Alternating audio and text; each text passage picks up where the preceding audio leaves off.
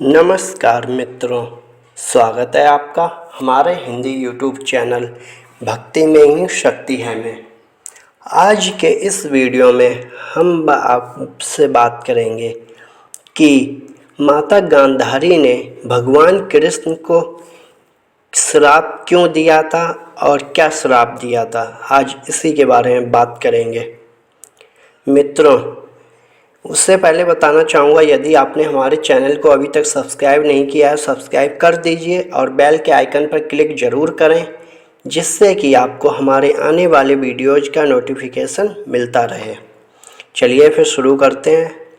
यह बात उस समय की है जब महाभारत का युद्ध समाप्त हो चुका था और युद्ध के बाद महर्षि व्यास के एक शिष्य थे संजय।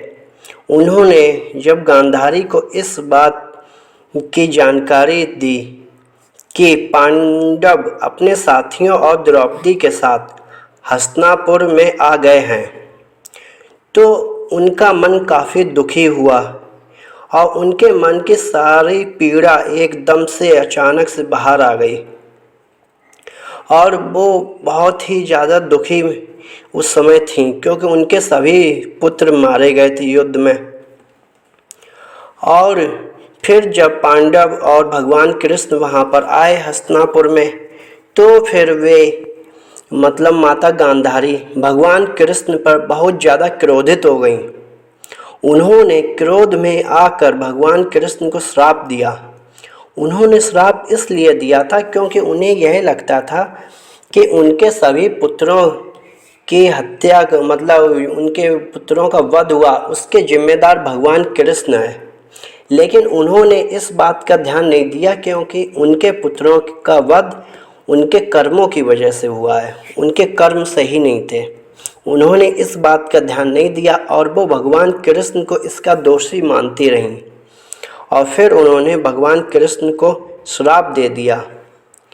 गांधारी ने बोला कि अगर मैंने भगवान विष्णु की सच्चे मन से आराधना की है और निस्वार्थ भाव से अपने पति की सेवा की है, तो जैसे मेरा कुल समाप्त हुआ है वैसे ही, भगवान कृष्ण से बोलती हैं, वैसे ही तुम्हारा भी समाप्त हो जाएगा और तुम सब कुछ देखते रह जाओगे और कुछ नहीं कर पाओगे और तुम्हारे सामने तुम्हारी द्वारका नगरी समुद्र में डूब जाएगी और यादव वंश का पूरी तरह नाश हो जाएगा।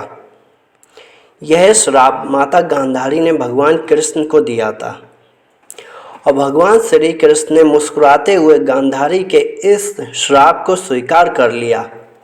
लेकिन जब माता गांधारी को यह एहसास हुआ कि उन्होंने श्राप देकर यह सही नहीं किया, तो फिर उन्होंने भगवान कृष्ण से क्षमा भी मांगी थी। लेकिन भगवान कृष्ण ने उनका वह श्राप ग्रहण कर लिया था और फिर बाद में हस्तिनापुर में युधिष्ठिर का राज्याभिषेक जब हो गया, उसके बाद भगवान कृष्ण द्वारका चले गए।